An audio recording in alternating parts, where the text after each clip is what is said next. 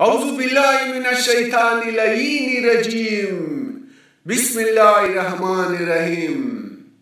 امام علی علیہ السلام نے فرمایا، جس کی اذیت رسانی سے تم محفوظ ہو اس سے برادری اور دوستی کے مشتاق رہو۔ بدترین بھائی وہ ہے جس کے لیے زحمت اٹھانا پڑے۔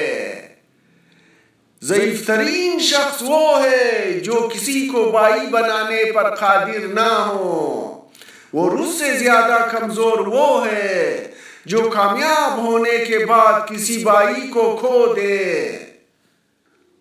تمہارا سب سے اچھا بھائی وہ ہے جو تمہارے ساتھ تعاون کرے۔ جس کی زبان شیریں ہوگی اس کے دوست بھی بہت زیادہ ہو جائیں گے۔ پرانے دوستوں کی حفاظت انسان کی کرامت میں سے ہے۔ بدترین بھائی وہ ہے جو اپنے بھائی سے کچھ مانگنے پر شرم و تکلف کرے۔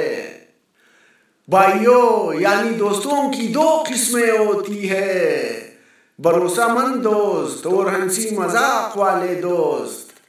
جہاں تک بھروسے مند اور قابل اعتماد دوستوں کی بات ہے تو یہ لوگ ہتھیلی، بازو، خاندان اور دولت کی طرح ہوتے ہیں۔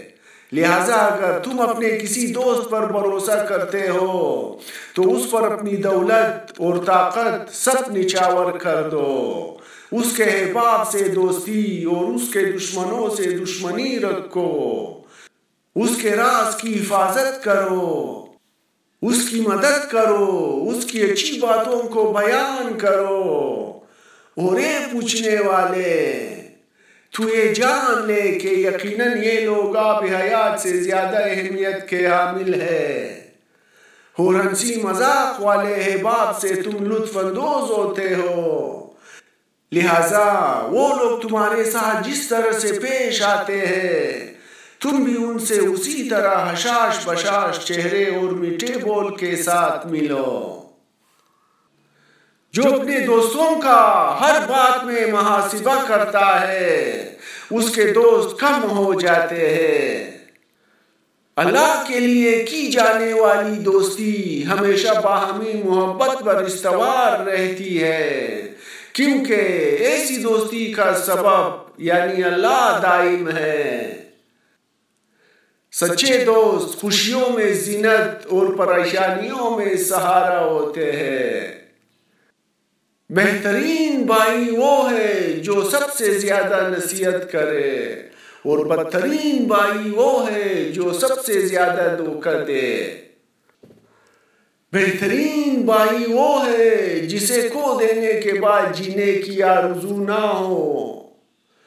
بہترین بھائی وہ ہے جو نصیحت کرنے میں تکلف نہ کرے۔ بدترین بھائی وہ ہے جو خود بھی نیکیوں سے دور رہے اور تمہیں بھی دور رکھے۔ تمہارا بدترین بھائی وہ ہے جو غلط بات پر تمہیں راضی کرے۔ بڑے بڑے دیگوں یعنی نعمتوں کے وقت کتنے زیادہ بھائی بن جاتے ہیں، اور کام و محنت کے وقت کتنے کم۔